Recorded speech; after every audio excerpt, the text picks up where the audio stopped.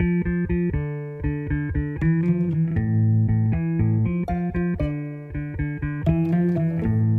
I'd be interested to kind of follow up on that and hear from the panel on whether or not you think, it almost seems like you were saying this, that a cultural change has to take place. And perhaps the market will drive that by having water cost more.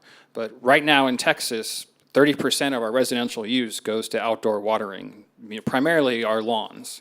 I have friends that put in new grass, and it's St. Augustine, and I slap myself on the forehead. So what has to happen for that cultural shift to take place? And maybe talking about this, you can talk about some of the efforts to promote and fund conservation that are in this new legislation that's been proposed. Well, I'll just say first, I think that's an excellent question because I wanted to hit on that point that I think number one, as a society, Texans, whether you're in the west part of the state, the central part, south, north, east, it doesn't really matter.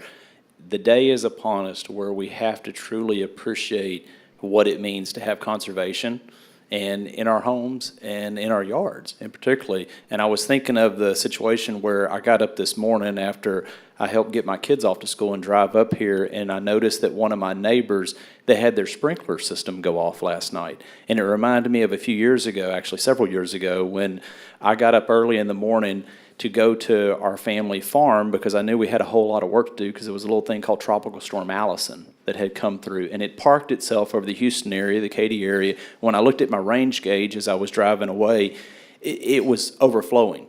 I had no clue how much it rained because I know the gauge was overflowed, so it rained over 6 inches. The streets were literally overflowing in parts, yet I counted 2 to 3 of my neighbors as I drove through the town that I call home in Katy that had their sprinklers running.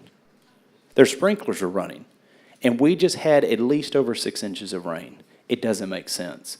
I also, here a few years ago, because of where I live here in Katy, we were talking about doing some landscaping, and it was a big discussion within the condo complex that we need to do this and this and this. And finally I made the comment, I said, well, we like these big oak trees, but if you want to have flowers grow under the oak trees, then you're going to take the oak trees out because the flowers won't grow.